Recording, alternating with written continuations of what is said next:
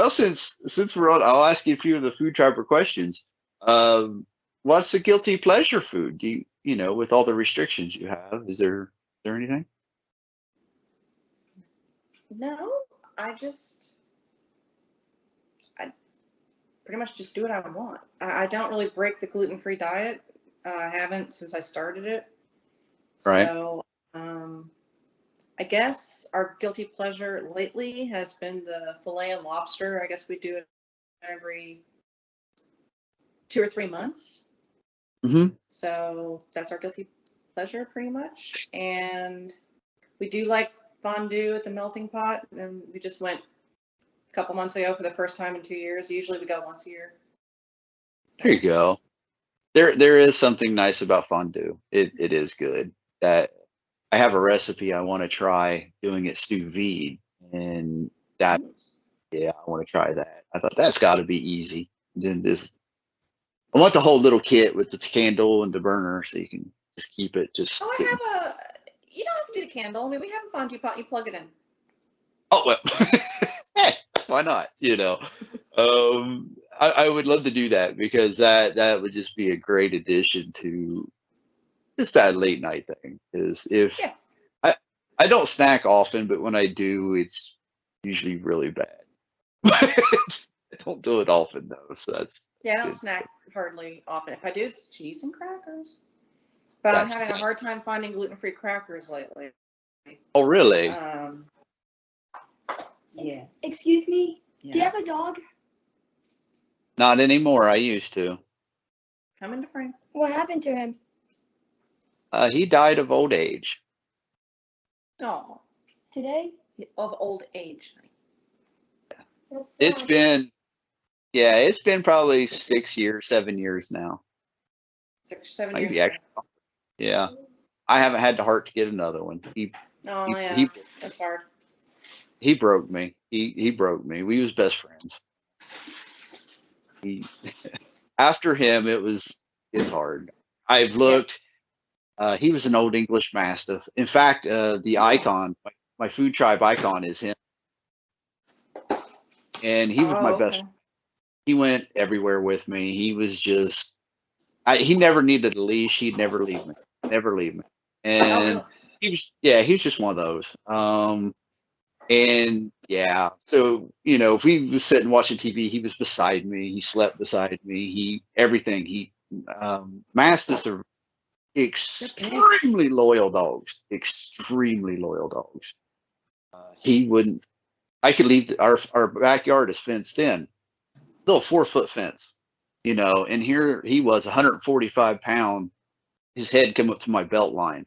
Big dog. He could have jumped that thing, no problem. He didn't. He didn't. Just wasn't worried. And I've woke up where someone's cut through the yard or something, gates wide open, both ends of the yard, let him out, and he just walk up, stick his head out the gate, look around, and turn around, walk back to the back door like, nope, and just sit at the back door. Yeah, they are extremely loyal dogs. And after having him, and they really stick to their owner. That's what they're bred for. They protect their owner. They stick to their owner like glue. And that's once you get that it's just hard. But now when I see a Mastiff, it breaks my heart. There was an old guy who used to walk one a couple blocks from my house, and I have literally, parked car, literally jumped out and run up to him like, I gotta play with your dog for a second, just and I can't help it. They're beautiful, and I want another one, but every time I do, I think of the heartbreak, and I just backstory. But yeah, my little icon is Bowie. Oh, okay. That's very sad. Yeah. Well, that's my little way of having him live on. So. No, I feel like ours passed away. It'll be 4 years here in a couple weeks, and he's a Schnauzer. Aww. And it's kind of the same thing. He's always on my lap or always right next to me. Always, always, always slept right next to me. Right next to my face, which is kind of annoying sometimes. Like, You have to be right next to my face. Yep. Always there. Mm-hmm. And then after he passed away, I said, I never want a schnauzer again because I can't even look at a schnauzer. I don't want anything to do with a schnauzer. We have another dog that we've had forever too. He's still with us. But because I don't know if I could ever not have a dog. So, but now I'm starting to kind of warm up to the idea of maybe getting another schnauzer. It's taken this long to be like, yeah, I think we can probably do a schnauzer again. But after that first year or two, I was like, no, absolutely not. No way am I getting that. And they are not loyal. I can tell you right now. Oh, He got out, both of them. They got out so many times. It's a miracle we got them back because he had the call of the wild, both of them, call of the wild in their heart. Didn't look back, just kept running. So many times. This one just got out a couple days ago, but he's really, really old now. The gate was open, and I'm sitting here in the kitchen, and I look out, and I'm like, there's a little white dog in our neighbor's yard. That's my dog. Oh, no. Oh, he's just smelling no. the flowers. I'm like, well, okay. But, I have toyed with getting another one because I just miss having a big dog. That loyalty is amazing. But the thing is me and my wife are traveling a lot now, and we're getting out, and it's so much harder to do that when you have to find somebody because I'm not a kennel person. I never had the heart to put them in a kennel. So I'd have my mom and dad. Yeah. I refuse. And so I would leave him here, and my dad, he got really close to my dad, and my dad would come down, hang out with him, and let him in and out. But then dad's running down here several times a day to take care of him.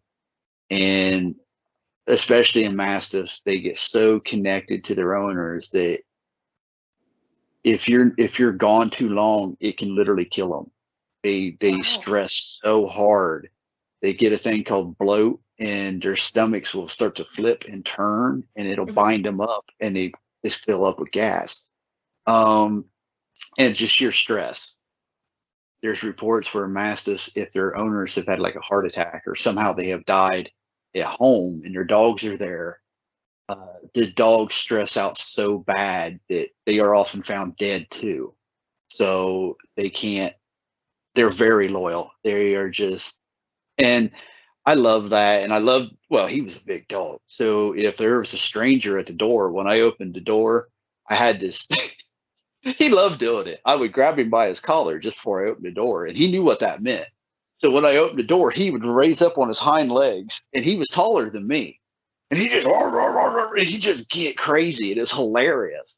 And most people just bolted. I found mail. I found pamphlets, all kinds of just brochures thrown all over the porch, because as soon as that door came open and all they seen was him snapping teeth, they'd bolt. They wanted nothing to do with him. I'd let go of his collar. He'd drop down, go back to pant like, You proud? You proud of me? Yeah. What I did? Yeah. He was so happy, and he would just go back wagging his tail and just go back over, lay in the corner. And it was brilliant. I miss that. I do, because when you got that dark or that call at 2 a.m, or that somebody knocking on your door and you didn't know him, he was brilliant. And I do miss that. But I like the lack of burden. We can go on vacation. Well, we have a cat now. And little Lucy. Back when we had FoodTribe, I used to post pictures of her. And I don't know what happened to FoodTribe. There was a combination of things that happened there. People found it kind of inappropriate to have a FoodTribe on a FoodTribe because somehow people thought if you was posting your pet, you was eating your pet. I don't know where that confliction come about. And then there was some people who were really taking advantage of it and over posting their pets more than they were anything else. And so there was that. And then there at the end, nobody was really using it. just kind of come a dead tribe. It got cut for mostly that reason. But I know there was some things building with people saying, you see all this great food, and then you see this, somebody's cat or dog or something like that, and people said that they just thought that was kind of odd that it was a food site and Yeah.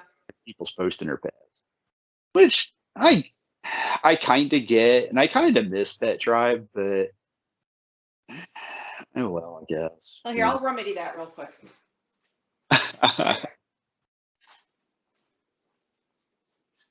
Aw, adorable. He's That not is so. scaring anybody away either. No, he's too cute. Oh, I just have to stop and pay him, So that And is some since he's white deaf, fur. when someone rings the doorbell or knocks at the door, there is no barking. There's nothing. Oh, It's just. oh. And with how white he is, his nose and his eyes, they almost look fake. It just. Oh, he is so white. That is so wild. Nice. He almost blends in with your wall back here in a way. I know.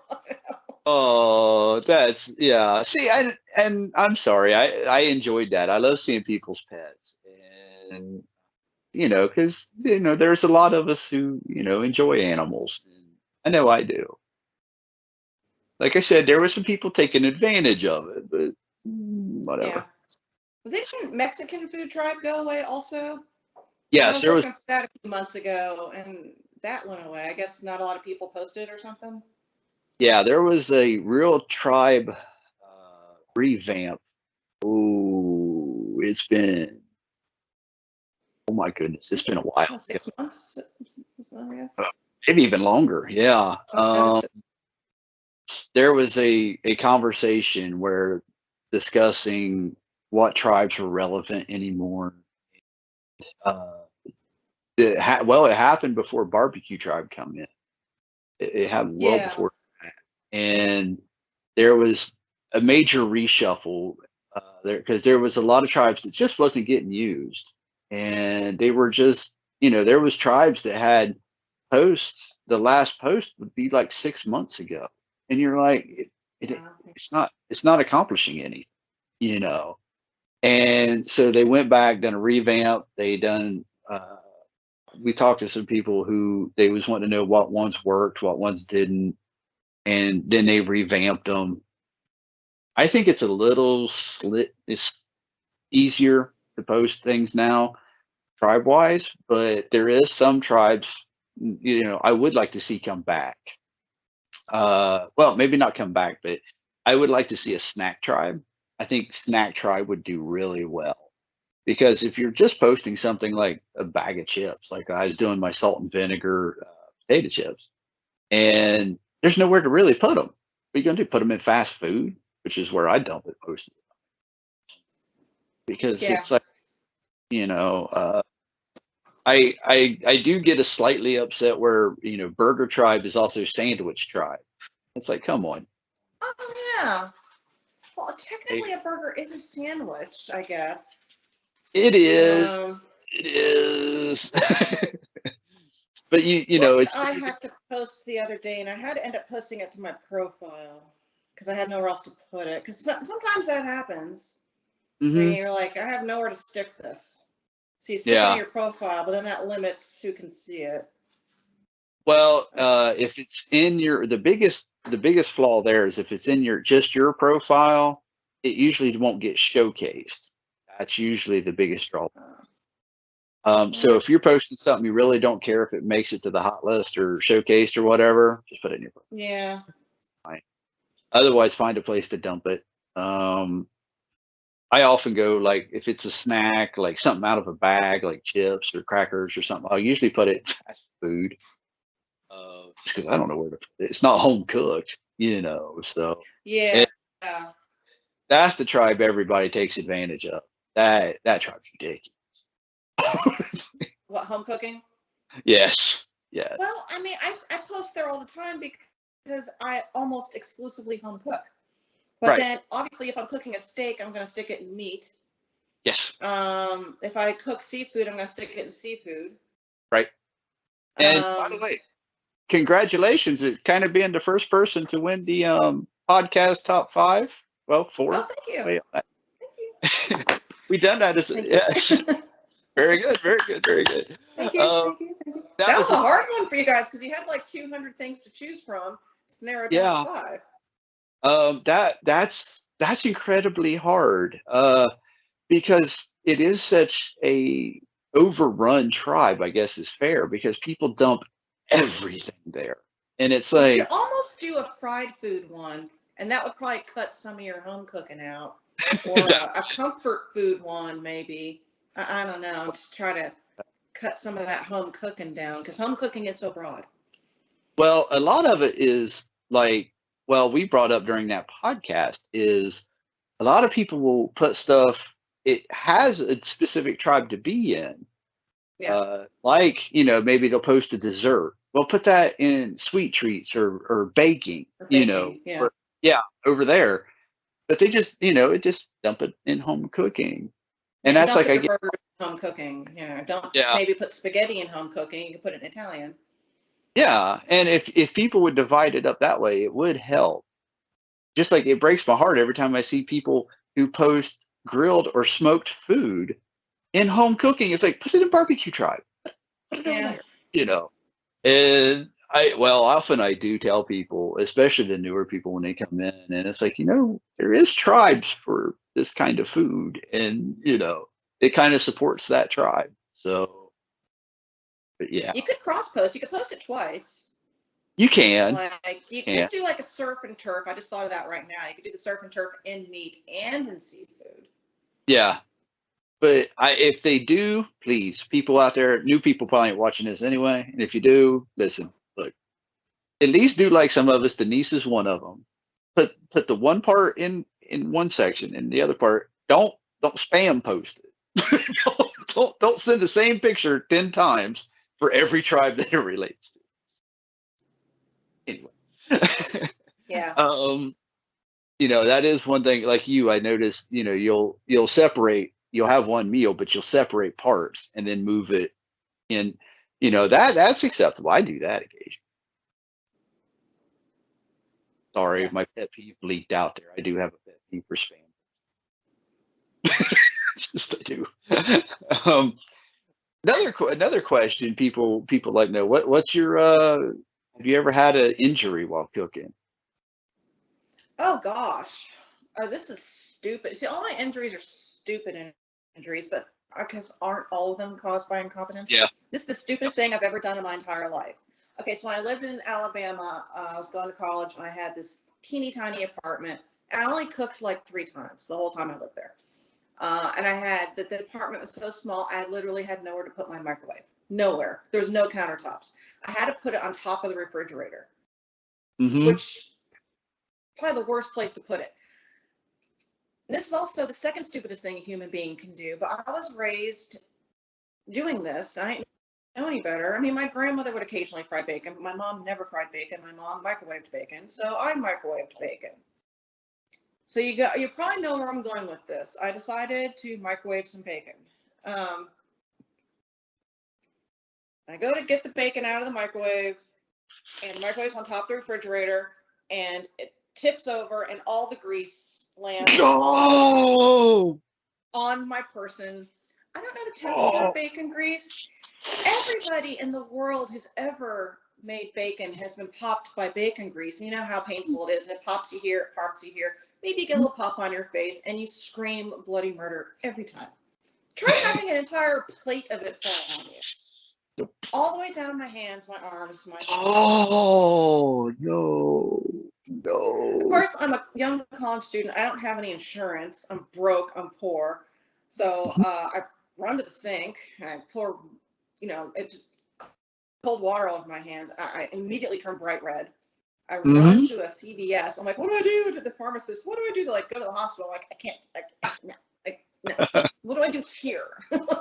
Yeah. And they gave me some burn ointment, and who knows what kind of damage I have. But the next day I had blisters and boils on my fingers, a couple of them. And I just kept putting burn ointment. And I have never microwaved bacon again. And I can also tell you that microwave bacon, it's not that great. It's just not that great. No. The microwave will get the job done. It'll cook your bacon, but it's kind of like stringy and gross. Yes. You know, my mom, you know, she was a working mom. She didn't have time to be frying bacon. She did what she could. She saw something, I guess, on the Today Show where it said, "Hey, you can microwave bacon," so she microwaved bacon, but she didn't do it on top of a refrigerator. You know, No. we had a regular microwave, and you know, we didn't have any injuries. But you know, my idiot self, you know, I don't even think I used my microwave after that ever again. I don't believe you. But that's probably the worst one. Well, that's bad enough. Oh my gosh. That's bad enough. That's like I was talking to John Battersby. He was talking about, I can't remember where he said he was working, and he's it was a fast food place if I remember right. He slipped and his hand went into deep fry oil. Oh, I was like, of course. yeah.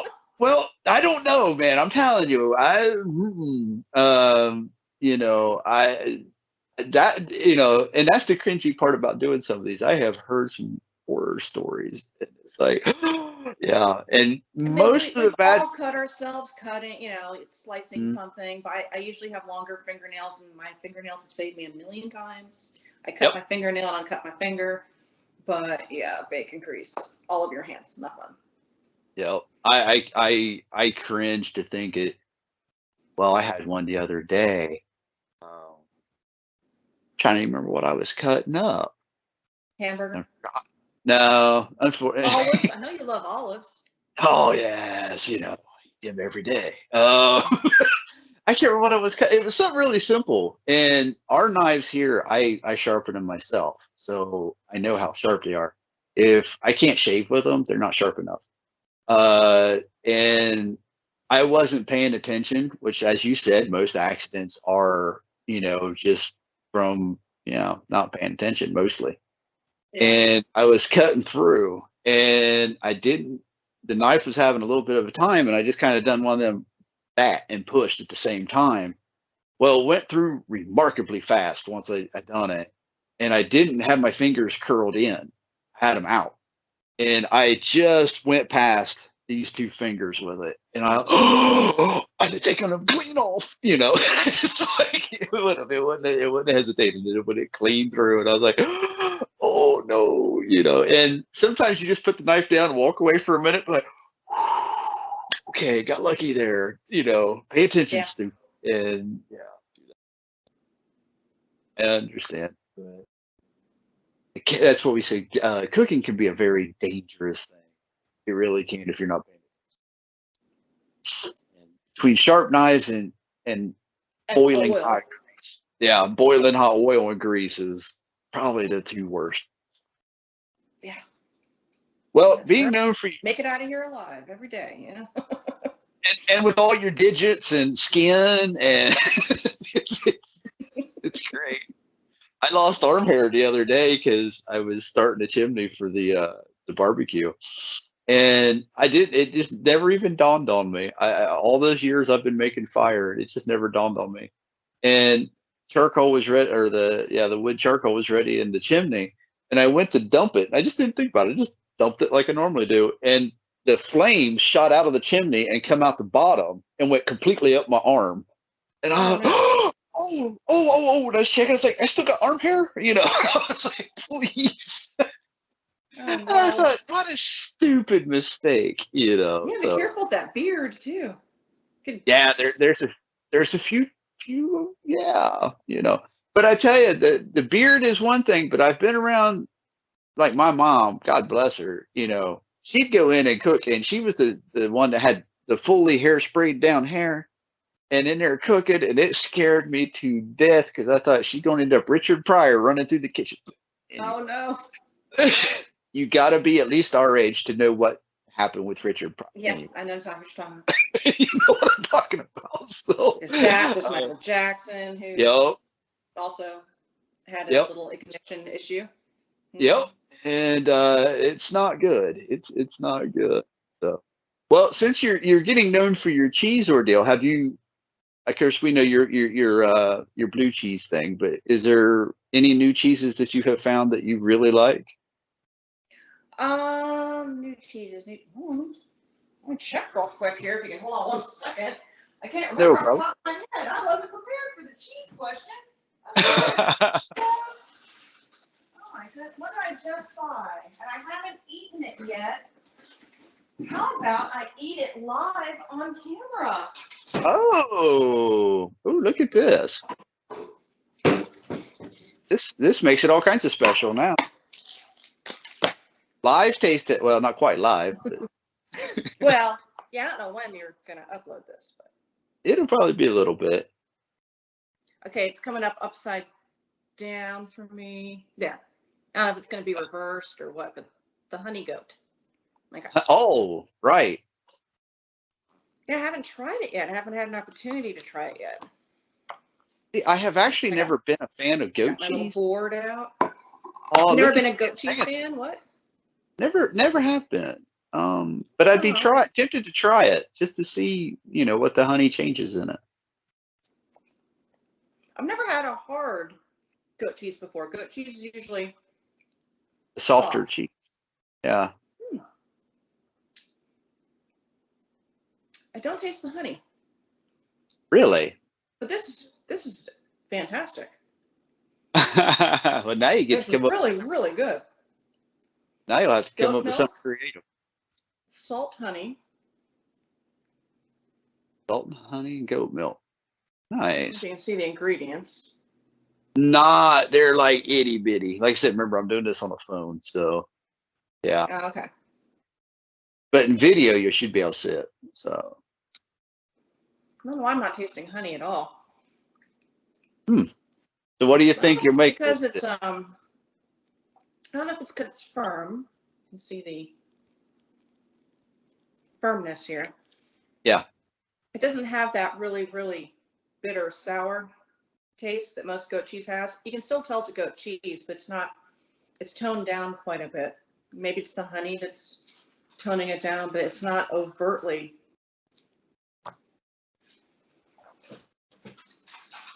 Hold on, sorry. It's all good. Where is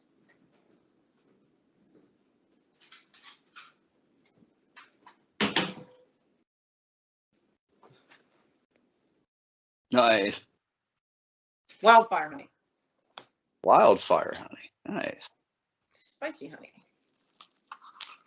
Let's see. I would definitely be willing to try that. It's not so spicy that you can't handle it because I can't eat spicy food.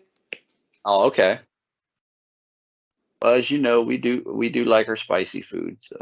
I also have regular honey in the pantry, obviously. Wait, yeah, you gotta have both,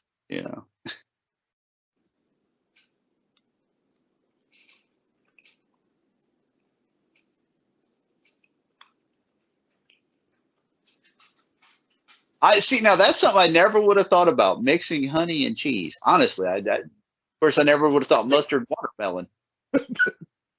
It's wildfire honey cheese. Mhm. Wildfire honey with cheese. That Right. is nice. Nice. I have never thought about doing that. Me neither. So, I never would have thought of it. but like I said, I never would have thought watermelon and mustard. But it comes out, it's not as bad as you that think. video kind of grossed me out, dude. I watched Yeah, that video. Sorry. I had turn that one off. I had a few people who were like, "How did you I not was just about to give you a thumbs immediately down, but I'm like, no, you're my friend. I can't do that. No. I had several people like, "How did you not immediately get projectile with it?" I'm like, "Really? The thought is the worst part to get past, and because your body's telling you why It probably tastes so much better than it sounds, though. So you should be open-minded and give it a try. Yeah. And well, with that, I use a honey mustard, and that was my choice. I thought, no, this ain't terrible, Now the honey mustard we get is more honey than mustard. I ain't gonna lie, but oh, I don't need to try this. I've had it a million times, but that's for my burgers tomorrow. oh, excellent. Yeah, that melts really well. It does. And I know we're supposed to throw all our onions away if we don't know where they came from, but I don't know where they came from, and I've been eating them and I'm fine. So I was just gonna have a traditional burger tomorrow with sautéed onions, lettuce, tomato, this, Yep. I'm with you, except for the tomato. I can't. You don't like tomato? Have I been on here 2 years and not known that? Or you just don't like it on burgers? As a rule, I don't eat them. Now, I love like tomato sauces, ketchup, Oh, something. okay. That's fine. But as far as an actual just raw sliced tomato, not a fan. I used to eat them as a kid, and as I got older, I don't know, got away from them. And I have found that to me, it's just me. It just kind of ruins a burger. I don't like it. You're not So, the only person I know who feels that way. A lot of people do. and even if I go out to eat and I go to a place and I decide to order a burger, I tell them no tomatoes, stuff like that. I don't know, just not a fan. Not like anything that grosses me out. I can eat them. If I have a choice, I'd rather not. So, we got a pizza, in fact, the other day from Donato's, and it had chunks or onion. Now you got me on that. I love onions. That tomato on it, and I told my wife, I said, I can actually eat that. That's not bad. I can actually. It's not bad. So occasionally, if they're done right, I can eat it. But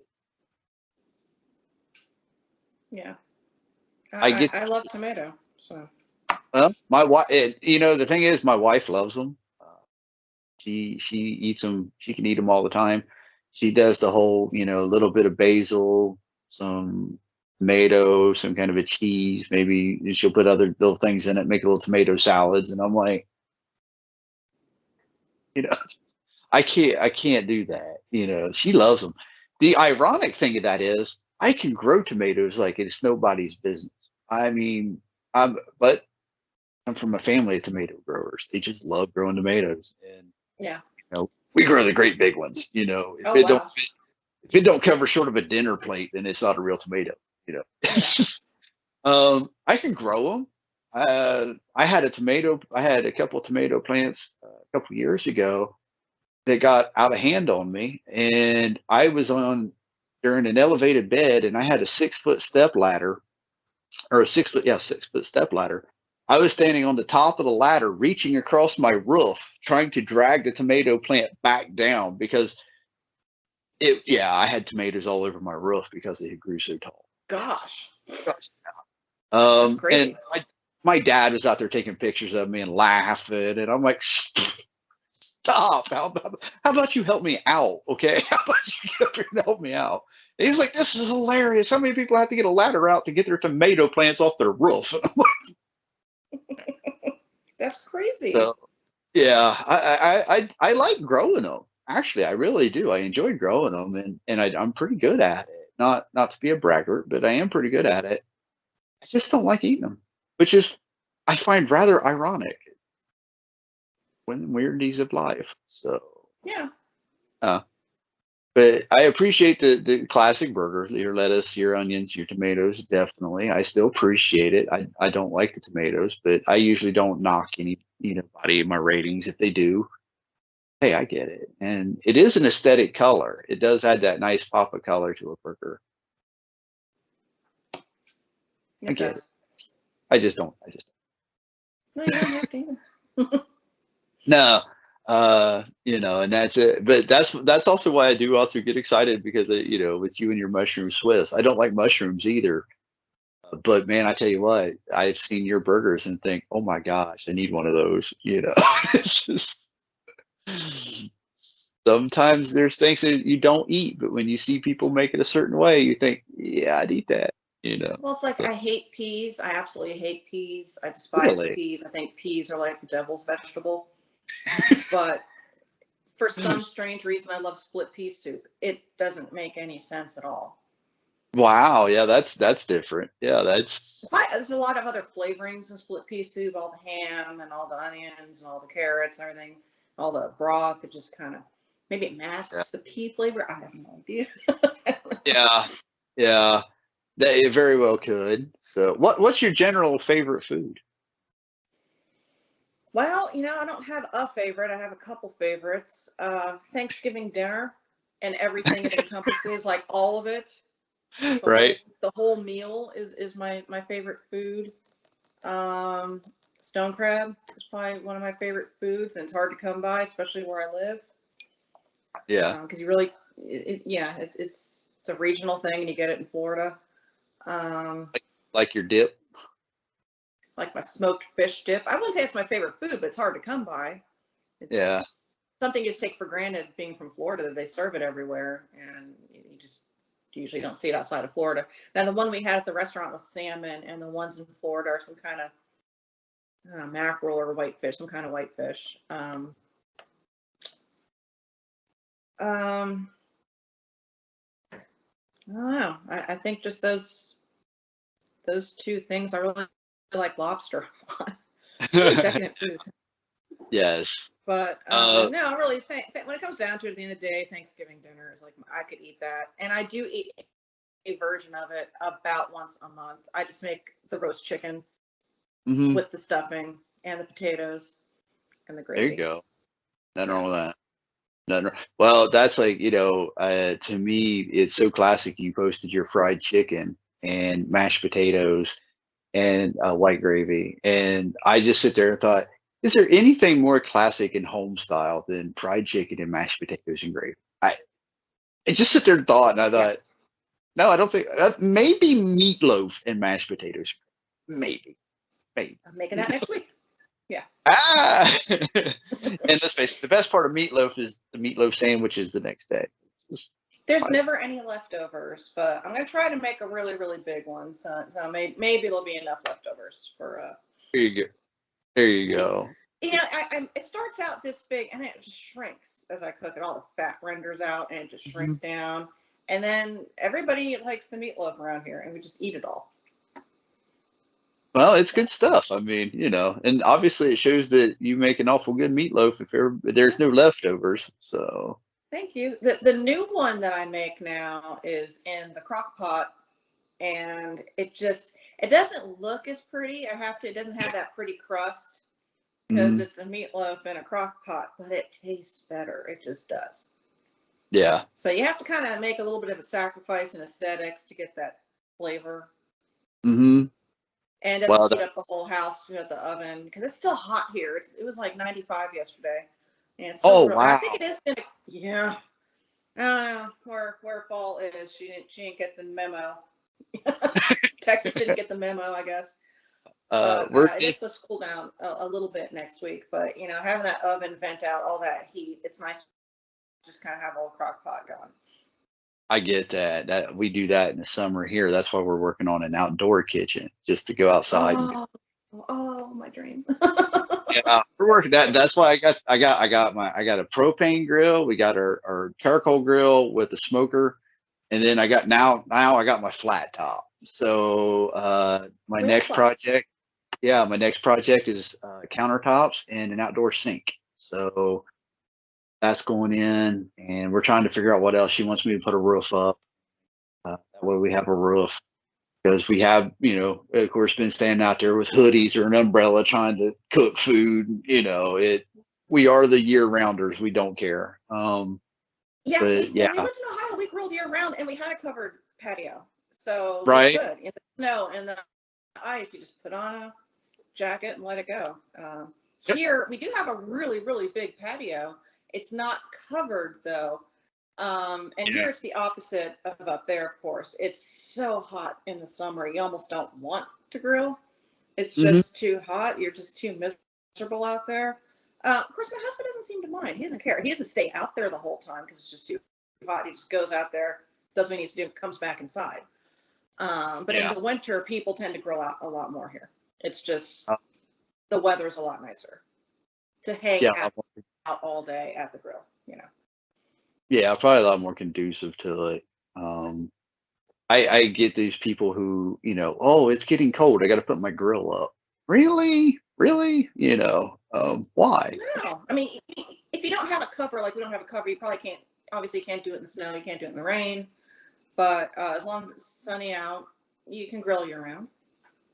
Yeah, that's it. We do it, and summers are probably the hardest because, to go outside when it's 97 degrees, which for here is hot. For you guys, I get, and the humidity. Yeah. Yeah, and here we'll be in the 90s with 90% humidity, and it's Mhm. terrible. It's like walking through a steam sauna, Yeah. and then when you get out there, then you're going to stand next to a fire the whole time. It does get miserable. That's why I actually like doing it in the winter because it's not bad. Okay, it's cold outside, but I'm standing by a fire. Exactly. Throw a hoodie on and a pair of pants, and run outside and do it. Yeah. So I don't find it a problem. I don't find it. Um, No. so anything I can look forward to the month's ending pretty soon. Anything you're gonna be posting Barbecue Tribe or Burger Tribe I can look forward to? Barbecue tribe, probably not. We were for our anniversary, and then we ended up doing the seafood instead. He wanted to get those dinosaur ribs. Oh, right. And they, those great big, huge. I'm trying to stay in frame here. Well, they're bigger than this. They're twice the size. Yeah. Ribs. You get about 4 of them. I think they're beef ribs, if I'm not mistaken. Well, they have to be that big. Yeah, those huge, gigantic ribs. Yeah. And I priced them out. They're about, well, they vary by size. The one that I priced out was about $57 for 4 ribs. Mm-hmm. And I looked up how to do them. I looked up 3 or 4 different recipes. Everybody has a different recipe. So then it's deciding if you're going to spend that kind of money, you don't want to screw up. And that's the problem with barbecuing is it's an art and it's a science. Mm-hmm. So kind of like baking, it's an art and a science. And it's one thing to screw up some, $12 or $15 pork ribs, but to screw up some $60 ribs, that's Yep. different. And when I say screw up, I don't mean screwing up the dry rub. I mean really screwing up the time and stuff like that. But it looked like you're looking at about 12 to 14 hours probably, at least. Right. Probably leaving them out the night before to bring to room temperature and then getting up and doing the prep work and then actually getting them on the grill for about 12, 14 hours and letting them cool and all that. And I think the reason we ended up not doing it was my poor husband's not had a day off in Oh, 8 or 9 days. And the last thing he wanted to do was work on his day off. yeah. And people And then don't realize you have to get up at like 4 or 5 in the morning and start manning the grill. Yep. Plus, there's no way of knowing this. It ended up raining on Sunday. Oh, So it would have ended up not working out. yep. So that would have been our barbecue contribution for the month. I can't say that we'll never do it. We probably will do it at some point this winter. But I hope somebody did. Did I see? Maybe somebody did it. Don't know. I don't kind of know. know. I don't remember. Somebody needs to And do it. And I tell was us trying to how. think it. Well, let's face it, there would only be so many people who would. There's only a few, that get into the things like that. It's just like, your tomahawk ribeyes. Not many people bother with Yeah, them. we were thinking of doing that too. I think it's kind of like that's more of a novelty. You're paying for the bone at the end of the day. You're just paying for this huge bone. That you're going to throw away. Now, our grocery store sells those tomahawk pork chops, and they're a lot cheaper. Yes. Basically the same thing. So we thought about maybe doing those. I done a sous vide pork chop a while back, and that thing was that thick. It was probably 2.5, almost 3 inches thick, and that's how it was listed, basically. But they cut the bone off of it, Yeah. And it's the same thing, but pork. And you can buy they're tomahawks, which really the only thing with the tomahawk is they're just cut thicker. Instead of like your 1 inch thick, I think you're like 2, something like that.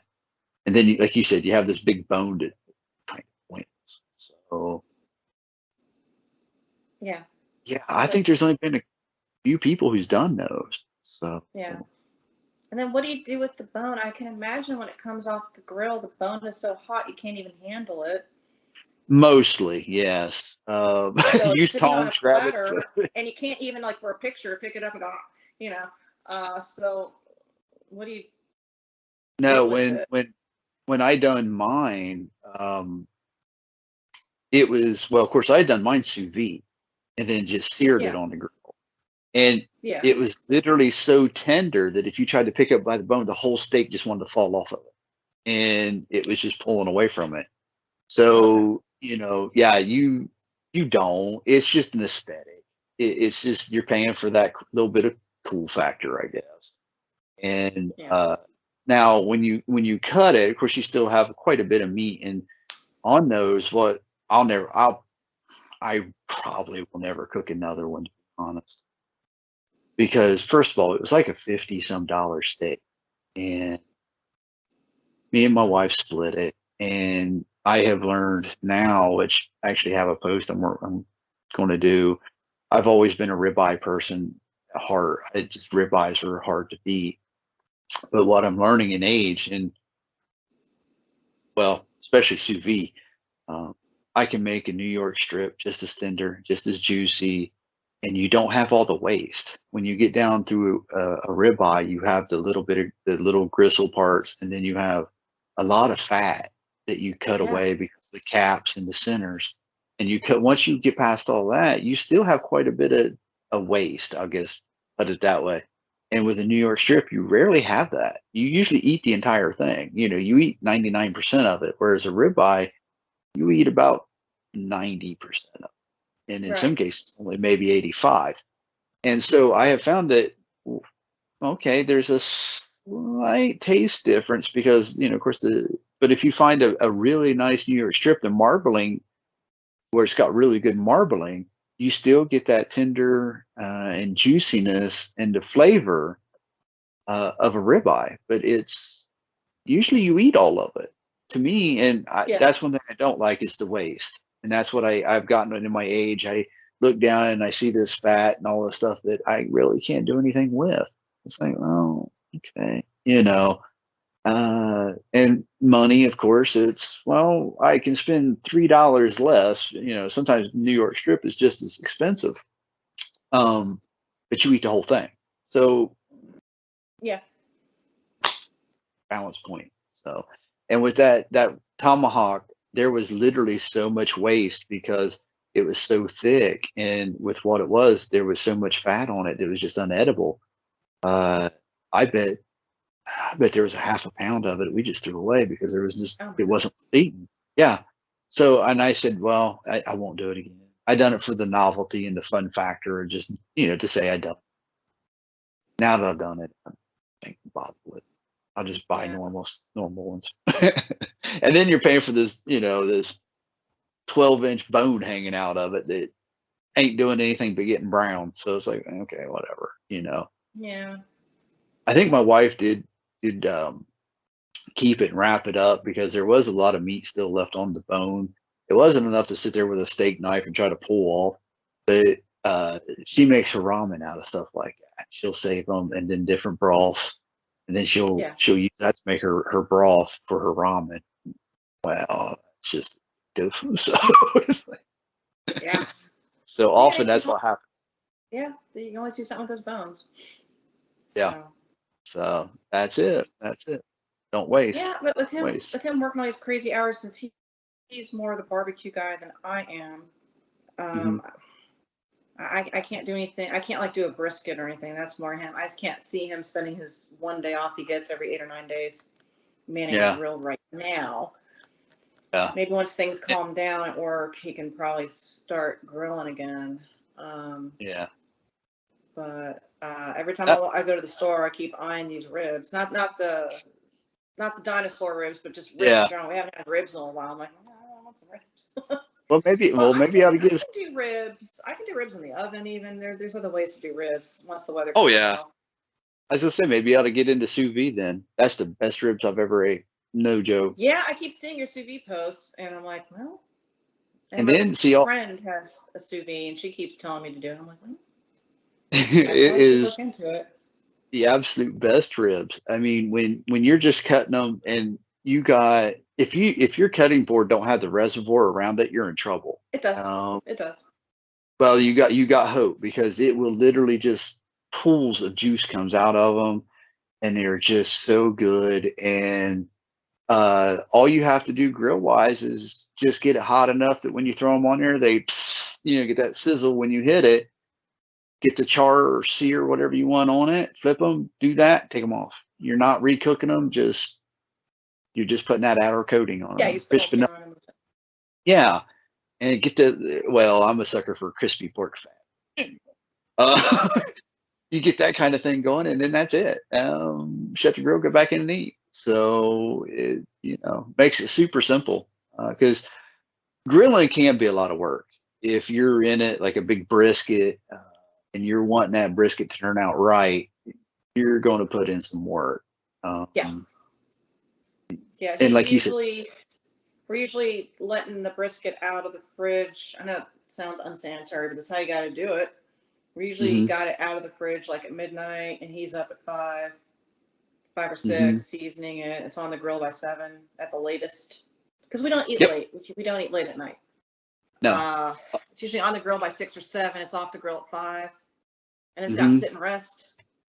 Yep. So I mean, it's a labor intensive thing. That is something else. I forgot that we actually share. You only eat once a day too, don't you? Yes. Now I already ate for the day. I'm done now. I had a piece of cheese. I'm done. Since that is, I totally forgot about that till literally just now, because I would have probably brought that up sooner, because I do get a lot of people who actually ask me about that, and they're like, well, yeah, but you snack, right?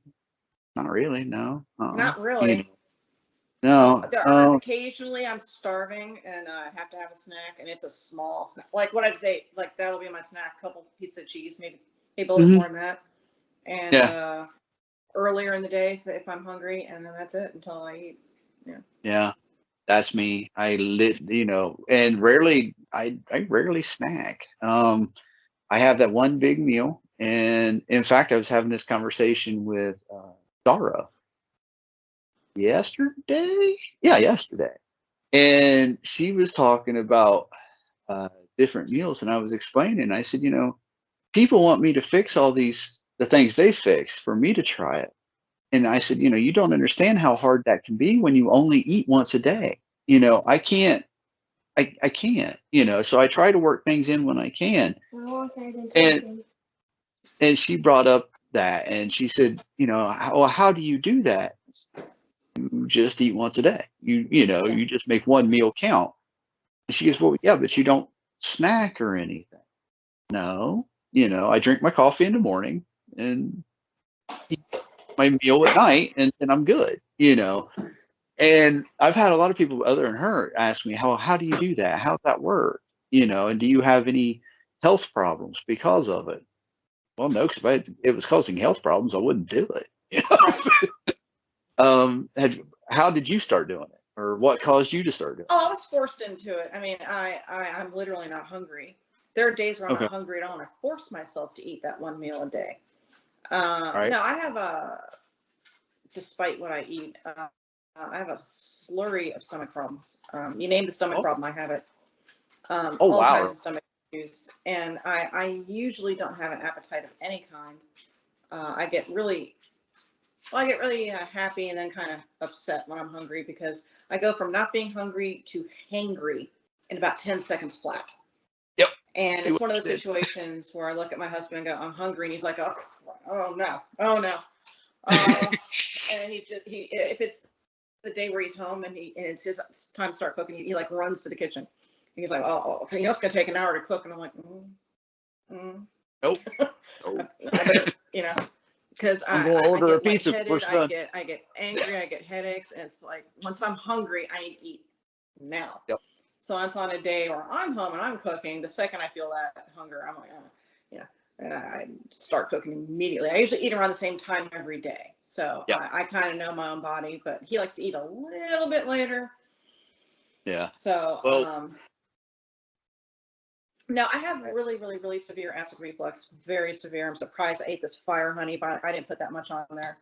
Right. And I take all kinds of acid reflux medication, Oh, wow. and until recently, none of it worked. So my stomach's just filled with acid all the time. That's probably why I'm not hungry. It's just filled with acid.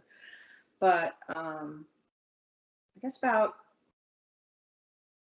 8 or 9 months ago, I think, my doctor put me on a new medication. It was some kind of miracle drug, and it really, really helped my acid reflux a lot. So now, for Good. the first time in years, I've been able to eat tomatoes.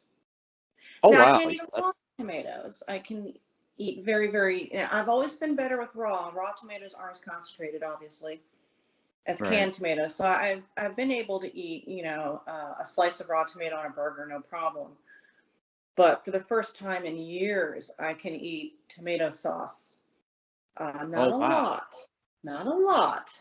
But I can eat, so when I make spaghetti, I use a small can of tomato sauce, Hmm. and my spaghetti is pretty dry. But I haven't been able to eat spaghetti sauce for years and years and years. In fact, I can even eat a small amount. It's some kind of miracle. Wow. For the first time in years, I'm able to eat onions now. I haven't eaten onions in years. I'm able to Oh, eat wow. garlic now. All these things. So if you see all these rich foods I'm posting to FoodTribe, you probably think, what is wrong with this girl? It's because I haven't eaten in Oh, wow. I went from eating nothing but like rice or not eating at all. I'd only eat like 2 days a week to now I can finally eat. So I'm just eating everything.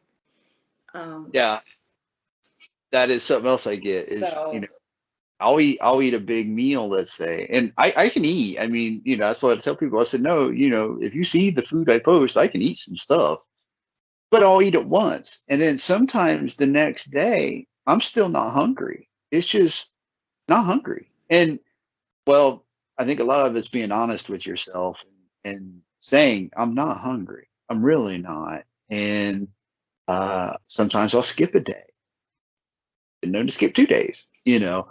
I usually try to eat every day. FoodTribe has made me eat every day, just because I'm always, filmed or recording something or taking pictures of something and stuff like that. But I don't find it to be an issue. I really don't. But yeah, I was curious how you got started into it. yeah, it was completely involuntary. I just, I would no appetite, just really no appetite and feeling ill all the time. But now I notice when I still get stomach aches. And when I Mm. get stomach aches, I feel eating makes me feel better. It takes my stomach aches away. Right. Um, so I eat certain, like on a real bad stomach day, which I had just a couple days ago, actually, a few days ago, I eat rice or a sandwich, something kind of carby, takes my acid reflux. So I still get acid reflux. It's just nothing like it used to be. So on That's those good. days, I find eating something kind of carby like absorbs all that acid, and it makes me feel a lot better. I was gonna say, I'm curious as to how you ate pizza then, because with the tomato sauce and stuff, usually it's pretty heavy Yeah, on. I only eat it maybe twice a year, and it's Really? a small pizza. It's about that big, and Yeah. it's usually a margarita pizza, so it doesn't have tomato sauce on it. Right. It's the fresh tomatoes with the basil and the mozzarella, There you go. all And oil based. which aren't bad. That took me a while to get used to that, but once I've had a few of them done well, it don't bother me. I like the olive oil base with them, so that's cool. And since Now, since we're what on I am going to do, I'm going to do it next week, and this is probably the trickiest, riskiest thing I eat, as I'm going to make a homemade Indian butter chicken. Now, that does have a tomato sauce in it. yeah, And I always feel a little afterwards. I have to double up on my medication for that. take an extra pill. That's got ginger. That's got everything in it. It's got the ginger. It's got a little bit of tomato in it. It's got the garlic. So it's got everything I'm not supposed to eat. But I can eat it now. I just feel kind of like, and I got to eat it really early in the day. Give myself the rest of the day. I put a lot of rice, ton of rice. I ate more rice than anything probably. So there you go. I've never actually made butter chicken. I've ate it several times. My wife's pretty good at making it. and it's awful good. It's really good. Oh, I It's just do it one in of the the slow cooker. It's the easiest thing in the world. You just throw everything in the slow cooker, put a lid on it, and then done the with it. hardest part is you smell it. The whole Yes. house smells, and you're just sitting here like, that's Mhm. the problem with slow cooking, is it's Mm. slow. Yeah, and you smell it all And you day smell long. it for like 5, Yeah. 6 hours. And you're like, oh my, even people eat once a day. You may not be hungry, but you smell it and you're like, oh, this is ridiculous. Yeah. Well, and that's the thing, just because we only eat once a day, I still get cravings. I'll sit and look at something and go, man, and but it's that realization of realizing a craving and hunger. You know, you realize, no, I crave that, but I'm not hungry. So you just revert back to, well, I'm not hungry, I won't eat it. One of the girls on FoodTribe was giving me a hard time. She goes, well, you need to start eating more. Do I eat, or she asked me if I eat a lot of fresh fruits, and I said, not as much as I would like to. And she said something about, well, you need to start eating more fresh fruit or something like that. I said, again, I eat once a day. So if I was going to eat a lot of fresh fruit, that's going to be my dinner. It's going to be, that's all I eat. Well, even though I eat once a day, I occasionally, like I did this week with the cheesecake, I occasionally have dessert. The cheesecake isn't my dinner. I have my dinner, and then sometimes when I make dessert, I wait a couple hours or an hour and a half, and then I have my cheesecake. I don't eat it all in one sitting. No. First of all, that'd probably kill you instantly. Just eat that big of a cheesecake. That thing Yeah, looks. I can't. Yeah, Girl. yeah. Yeah. Well, a long time ago, I made that peanut butter jelly cheesecake for John Coleman's challenge. And I gave most of it away. Peanut butter. Yeah. Did. I ate like 3 slices of it, and I was struggling to eat that. Not at once. This is literally Yes. over the course of a couple of days, and I just couldn't. I was like, just give it away. I don't care. My wife took it to work, got rid of it. Just, and that's what people don't realize. It's like, I'm good. Now, like, to try something, I can do that, but if it'll really mess you up. Like, if you go out somewhere and somebody wants you to eat lunch with them or something, you're like, no, I'm good, and they are adamant, okay, I'll eat. Then you go home and you can't eat dinner because you're full. You're like, Yeah. okay, and then that messes up your whole routine. Like you, I'm used to eating roughly within a few hours time frame. And then if I go past that time frame, like you said, I can get pretty anxious. There's been times where my wife comes home, she's like, well, I need to cook this, and I want to do this tonight. Well, she didn't get off work till late. Okay, fair enough. She comes home, and then it's like, well, how long do you think it's going to take you to fix it? And it's already like 5 o'clock, 5:30. And she's like, oh, it'll probably be an hour and a half. And you're like, what? Oh, yeah, I'm going to be eating on you before this. I'm going to have to order a pizza or something. Look, something's going to have to happen. Yeah, you start thinking, no, that's out of my time zone. But yeah, people, it's not hard. Now, I don't recommend it for everybody. It's not for everybody. It's not. But you know what? When you get into this mentality of eating once a day, whether it's voluntary or involuntary, I almost can't wrap my head around people who eat 3 meals a day anymore. It's like, how do you have time to do that? First of all, how do you have the budget to do it? How do you afford 3 meals a day? Well, because my husband eats 1 meal a day too, and like I spend a lot of money at the grocery store. I can't imagine. I spend 3 times as much ordering 3 meals a day for everybody. Because I haven't eaten 3 meals a day. I stopped eating breakfast shortly after high school. I just started eating 2 meals a day after that. It was like I just was too busy. I just did lunch and dinner, or occasionally I would do breakfast and dinner. But I was a 2 meal a day person for many, many years, and then my stomach got all jacked up, and I was at best 1 meal a day, like I just said. Sometimes just 2 meals a week. It just depended. I was just so sick. And consistently now for the last few years, it's just been 1 meal a day. And when I hear people like, oh, I got up, I had breakfast, and then 2 hours later I had lunch, and then I had a snack. It's like, what are you, a hobbit? second Yeah. breakfast, 11sies, lunch, dinner, supper. I'm like, what? Yeah. Where do you Well, put it all? Where do you have time in your day for all that food? well, and I see food tribers who I get up and I have my breakfast, and it's a sizable, heavy breakfast. Then they have a snack, and then it's lunch, and then another snack, and then Are they dinner. putting in third grade? Yeah, and then another snack. And I'm like, what are you hiding it in your pockets? What are you doing with it? It's like, and Yeah. I gave it up because I realized I just always felt so sluggish. And it was because I'm carrying 10 pounds of food in my gut that I don't need, And I started cutting it out, going, let's get rid of this, just not body weight in the sense of, like physical body weight. It's that weight in your stomach. And once I started cutting that out, I felt better. It just felt better. I didn't feel like I was just moving in slow motion all the time because I was the typical person. I get up, eat breakfast, have lunch, probably snack around here and there, then eat dinner, then stay up after dinner, watching TV, snacking again. And, and I started to realize, man, I just don't, my motivation levels were down. Everything was just down. And I started cutting all that out. And it was amazing how much actually better I just felt, and it was like, oh, well, yeah, I ain't weighed down with all this food. And like you, I've done it for a while now. So when I see certain people who show their, what they eat in a day or something, and it's like, where do you put it? How? Why? It's just, yeah, it's a struggle and a surprise. It's like, wow.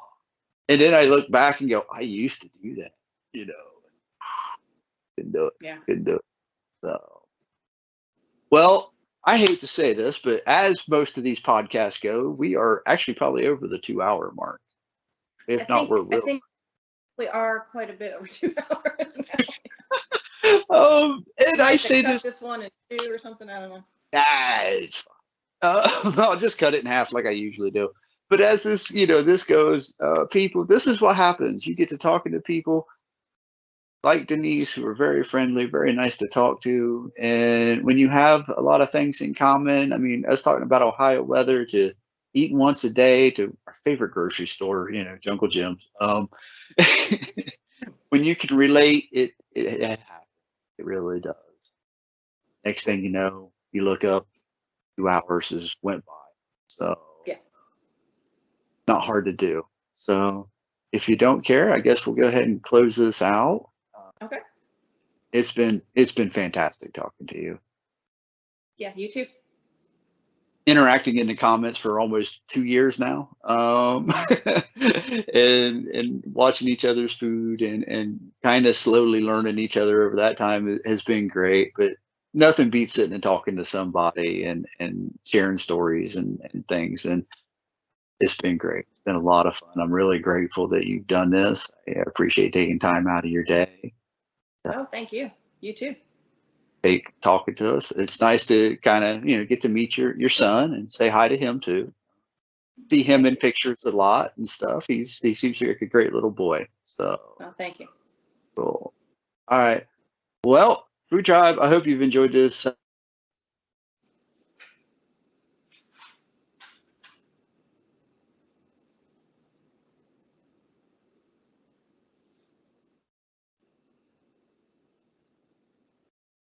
I love y'all. Bye.